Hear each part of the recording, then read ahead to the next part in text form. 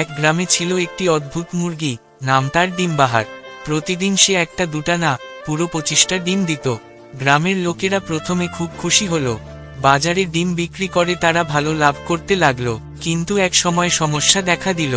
গ্রামের সব দোকানেই শুধু ডিম আর ডিম। মাছ, মাংস, শাকসবজি সবকিছুর কদর কমে গেল। বাজারের নাম হয়ে গেল ডিমবাজার। লোকজন বলতে লাগলো, এ মুরগি তো স্বাভাবিক না, নিশ্চয়ই ভিনগ্রহ থেকে এসেছে।